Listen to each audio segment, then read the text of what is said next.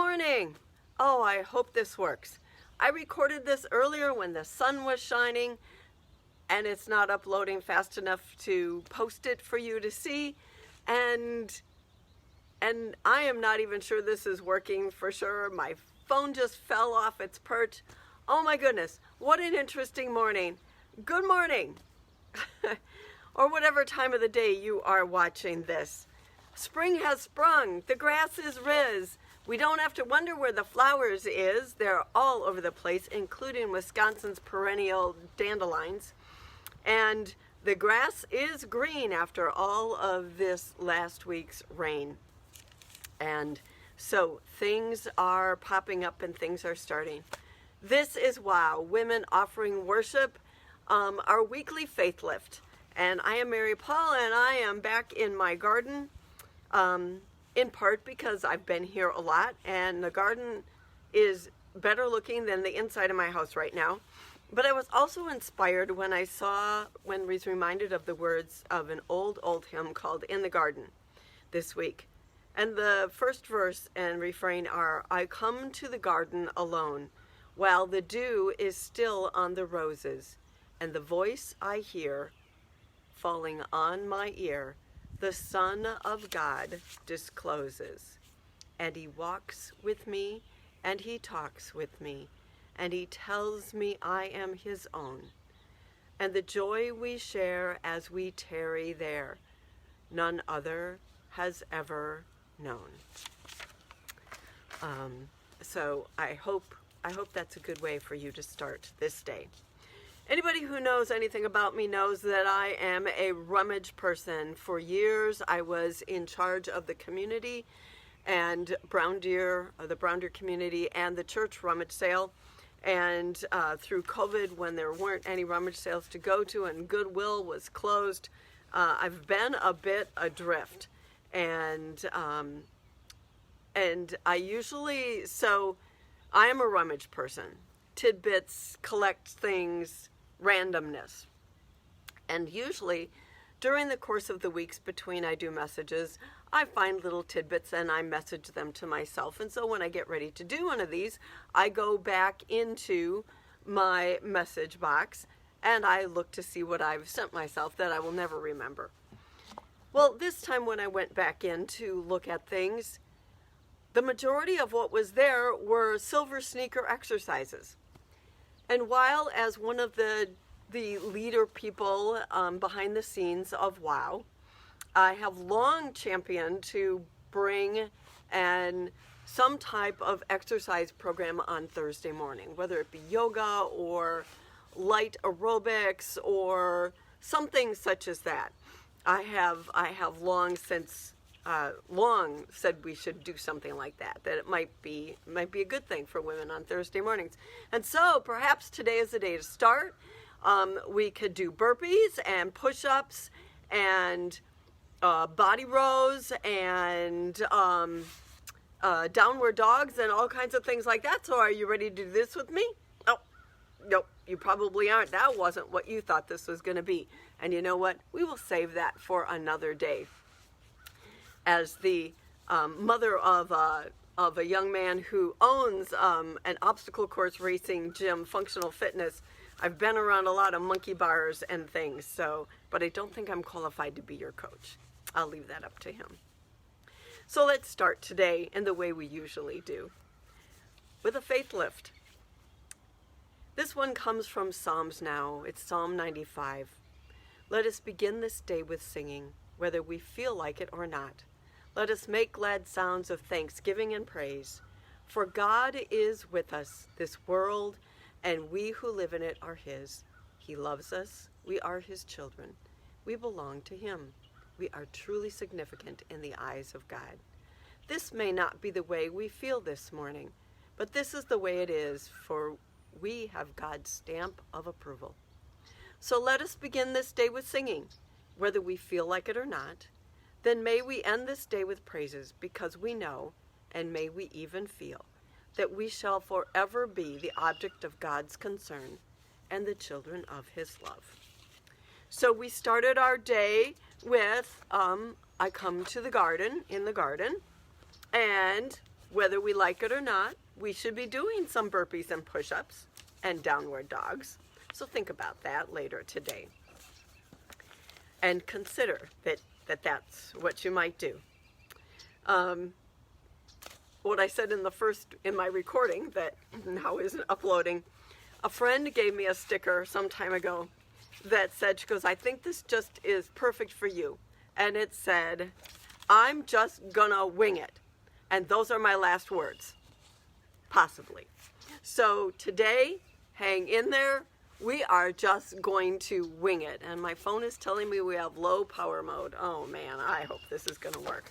So, let us go to Joy for the Journey, and let me share this with you. It is so easy to be focused on the negative and forget all about the positives. Recently, this author had her jewelry stolen out of a hotel room. And after she looked and looked for it, the local police came, took the report, and the hotel security were doing all they knew to do to help.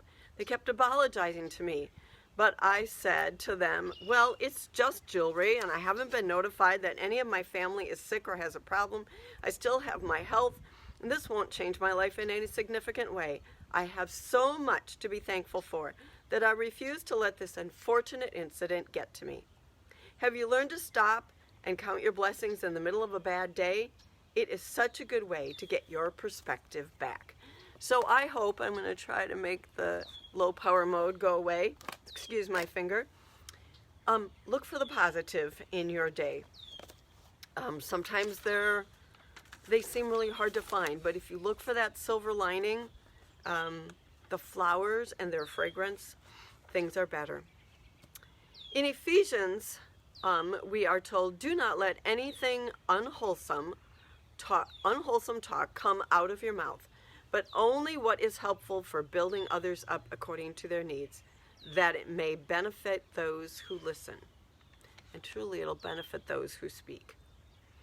Matthew tells us, let your light shine before others that they may see your good deeds and glorify Father in heaven, your Father in heaven.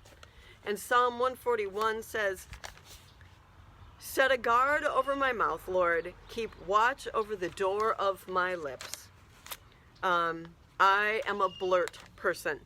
My mom used to say I wasn't naughty, but I sure was sassy. And she was really right. I am sassy still. So I need that lesson to remember to watch what comes out of my mouth. From Jesus Calling, we have from April 13th, because today is April 15th, and I was looking around this part of and reading these devotions. Be thankful for quiet days when nothing special seems to be happening. Instead of being bored by the lack of action, use times of routine to seek my face. Although this is an inevitable transaction, it speaks volume in spiritual realms. Moreover, you are richly blessed when you walk trustingly with me, the routines of your day. And my phone is going to close on me, I am afraid. Let's try to keep going.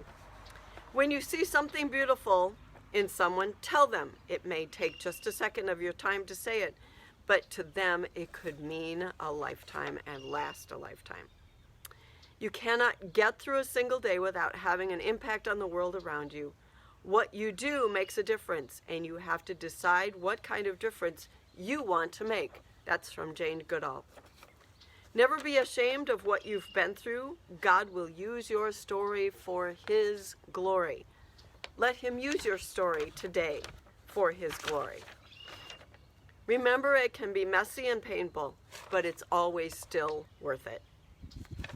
Madeline L'Engle says, we do not draw people to Christ by loudly discrediting what they believe, by telling them how wrong they are and how right we are, but by showing them a light that is so lovely that they want to, with all their hearts, to know the source of it.